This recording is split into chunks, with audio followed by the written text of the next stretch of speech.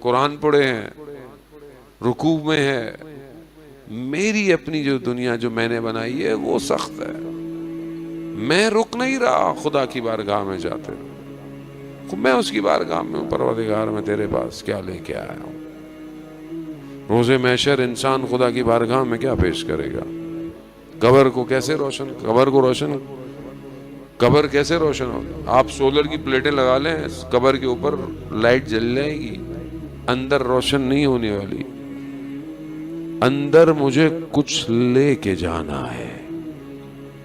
منازل الاخرہ کتاب شیخ عباس قمی کی ہے، جو یہ منزلیں جو آخرت کی ہیں اس کے واقعات کو بیان کرتی ہے۔ اس میں کچھ جوانوں کا واقعہ ہے کہ وہ لوگ فاتحہ پڑھنے جاتے ہیں، ایام تھے، وہ بھی قبرستان گئے، اچانک سے ایک قبر سے آواز آئی، اگلے ہفتے میرے مہمان ہو۔ پانچوں گھبرا گئے، کہا کہ اس کا مطلب ہے ہمارا وقت پورا ہو گیا۔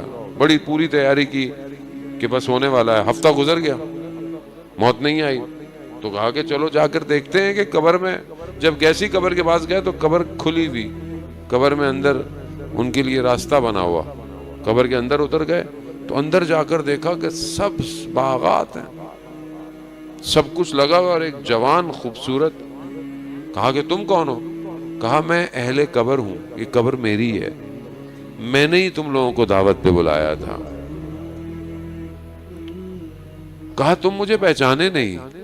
کہا کیوں؟ کہا میں تمہارے محلے میں ہی تھا۔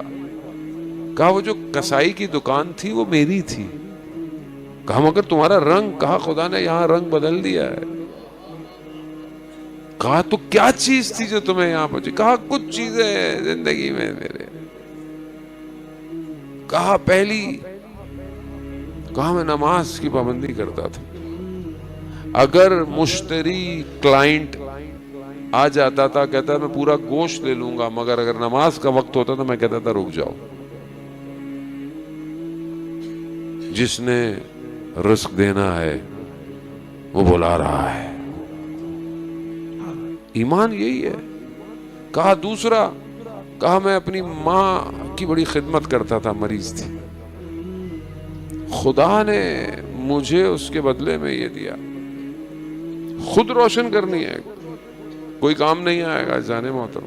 ہم اپنی زندگی کو دیکھیں کہ ہم کتنا ان چیزوں کو استعمال کر رہے ہیں۔ اطاعت ضروری ہے، بغیر امام کے کوئی بھی چیز پرواز نہیں کرتی۔ ولی کا ہونا ضروری ہے کائنات کے لیے، اور اس کی اطاعت اعمال کو پرواز کراتی ہے۔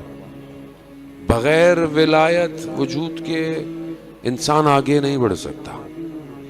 کربلا میں آپ دیکھیں کہ ہر شخص امام میں ضم ہو رہا ہے، اپنی کوئی آئیڈینٹی نہیں بنا رہا، امام ہے، سب اسی کے اندر ہے، جیسے ہی امام کی طرف بڑھے امام نے سب کو بنا دیا، سب کو بنا دیا۔ سب آج دیکھیں نور کی طرح ہمیں کھینچ رہے ہیں۔ 1100-1400 سال ہو گئے، لیکن ابھی بھی کربلا والوں کا نور راستے دکھا رہا ہے۔ یہ ہم اپنی زندگی میں دیکھیں، ہم اپنے امام کے لیے کتنا بڑھ رہے ہیں، ہم اپنے امام کی کتنی اطاعت کر رہے ہیں۔ 24 گھنٹے آپ اپنے سکین کریں، 24 گھنٹے میں امام کے لیے کہاں ہوں، میرے لیے امام کتنا ہے، میں اپنے کام میں، کاروبار میں برکت، کیا میں امام کو راضی کرنا چاہتا ہوں؟ کیا میرا امام راضی ہے؟ اطاعت یہی ہے جان محترم۔ کربلا کی داستان ایک امام اور باقی اطاعت دکھا رہی ہے۔ کتنی اطاعت ہے جناب عباس علیہ السلام کی، کہ جب آپ زیارت پڑھتے ہیں حضرت عباس کی، خدا ہم سب کو کربلا میں مولا کی زیارت نصیب فرمائے۔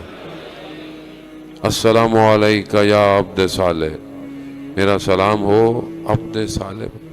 کون کہہ رہا ہے؟ خود چھٹے امام کہہ رہے ہیں، جو خود عبد صالح ہے، میرا سلام ہو عبد صالح۔ میرا سلام اس پر جو اللہ کا مطیع ہے، رسول کی اطاعت کر رہا ہے۔ مقام جناب عباس کا اطاعت کی وجہ سے۔ معصوم کہتے ہیں کہ ہمارے چچا کا مقام قیامت میں جب شہداء دیکھیں گے تو رشک کریں گے، غبطے کھائیں گے، کیا مقام ہے یہ، کیا کیا؟ اطاعت۔ کہیں پر بھی امام حسین سے سوال نہیں کیا حضرت عباس نے، کہیں پہ بھی مشورہ نہیں دیا۔ اسے کہتے ہیں ہم تو یہاں بیٹھے ہوئے کہتے ہیں امام کو یوں کرنا چاہیے تھا، مولا کائنات کو یہ کرنا چاہیے تھا۔ جانے محترم، امام امام ہے۔ جیسے آج ہم اپنے لیڈروں کو مشورے دیتے ہیں، سب نہیں، بہرحال جو واقعا رہبر ہے تو رہبر ہے نا، یوں کر لیتے، یوں کر لیتے، یوں کر لیتے تو پھر آپ بن جاؤ بھائی۔ اطاعت چاہیے، اطاعت۔ اطاعت نے کیا مقام دیا جناب عباس کو کہ کربلا کی تصویر حضرت عباس کے روزے کے بغیر پوری نہیں ہوتی۔ مقام دیا، اطاعت کرو، اور یہی اطاعت لے آئی اس مقام پر۔